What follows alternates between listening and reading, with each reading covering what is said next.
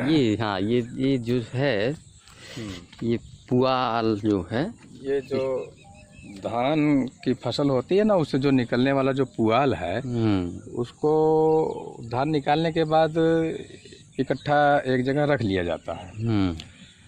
फिर उसके बाद क्या है, गेहूं का सीजन था तो गेहूं की फसल ली गई, इसलिए पुआल एक जगह पर रखा गया। और जब गेहूं कट गया तो इस पुआल को पूरे खेत में जितनी दूर हम जितने एरिया में फैलाना चाहते थे उतने एरिया में फैला दिए।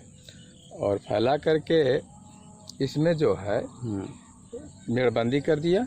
और मेड़बंदी करने के बाद इसमें पूरी तरह से भरपूर मात्रा में मेड़ भर करके जिसको कहते हैं उतना इसमें हमने पानी ट्यूबवेल से कर दिया।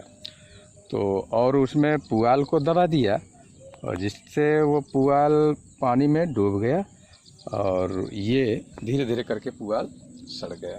अब देखिए किस तरह से। और इसके बाद फिर बरसात हुई।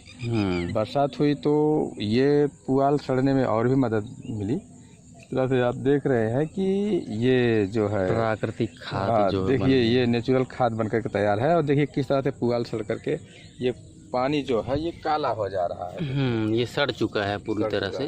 तो अब ये पुआल जो है ये तो काम कर रहा है। एक तो हमारे इस खेत की जो मिट्टी थी उसको सड़ा करके काला कर दिया और खुद ये पुआल सड़ करके खाद बन गया है। खाद, प्राकृतिक खाद जो है, नेचुरल खाद ये जो है, हाँ नेचुरल खाद जो है। और ये देखिए जानवरों के पशुओं का जो है गोबर।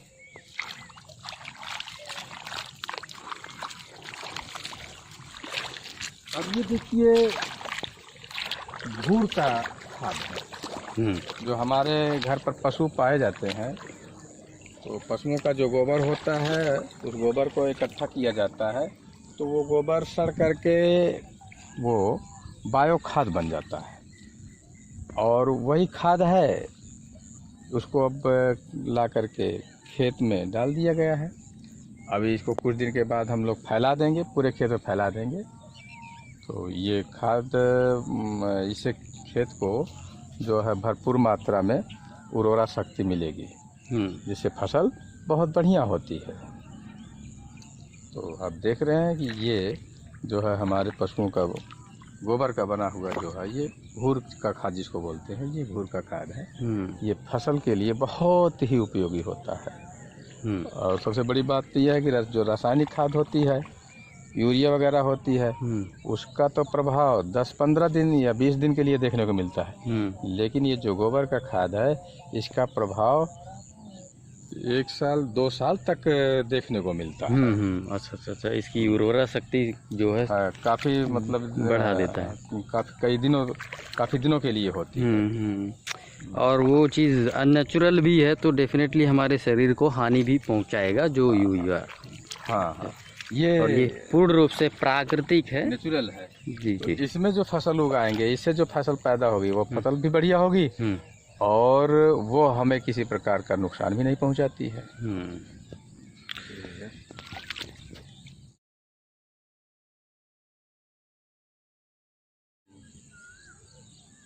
तो ये खाद है, वो खाद है। और उस दूसरे खेत में हमने पुईरा डाला हुआ, पुईरा जिसको पुआल बोलते हैं, ठीक है। ये धान का जो वेस्ट होता है ना, हम लोग जलाते नहीं है धान को, देखें हम लोग उसी धान का जो पुईरा होता है, पुआल होता है, उसको हम खेतों में फेंक देते हैं।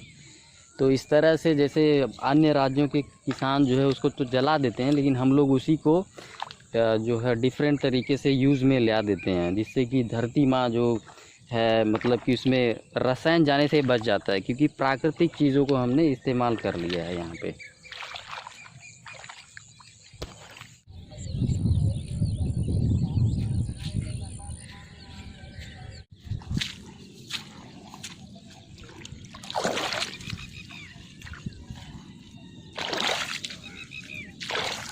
इधर उधर कांटा कोटी ला करके यहाँ रखा होता बचाने के लिए।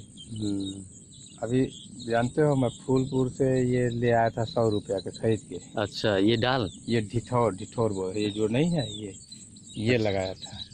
लेकिन वो ताजे खन के दिया था, काट दिया था जड़िया। अच्छा, सोरिया तो थी लेकिन लगाया लगी नहीं, क्योंकि मेन जड़िया कट गई थी ना। फिर मैं घर से अपने पाकड़ लाया, पतली जो जमती है उसको लाके लगाया था। ये देखें, इसके बीच में से निकल तो रहा है लेकिन ऊपर का सारा सूख गया है। इसके बीच में भी निकल रहा है लेकिन जान तो इसके अंदर है, इतना तो समझ लो। क्योंकि वहाँ जब ऊपर भी निकल रहा थोड़ा बहुत हरियाली, ये देख सकते हैं यहाँ पे।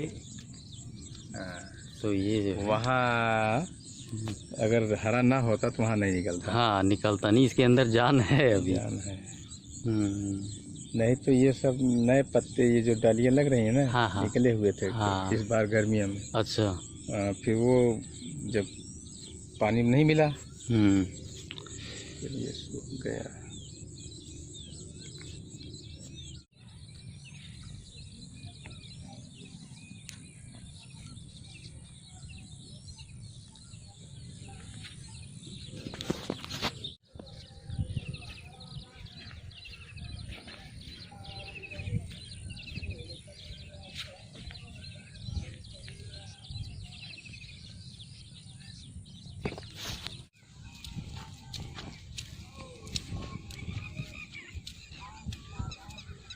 तो देखें, हम लोग यहाँ बिल्कुल नंगे पैर ही चल रहे हैं और इसका बेनिफिट ये है कि धरती के संपर्क में जो है ये आता है, और साथ ही ये जो धूप पे ओस की बूंदें पड़ी हैं इस पे जो है पैर पड़ता है और ये पूरे शरीर के लिए जो है लाभदायक है।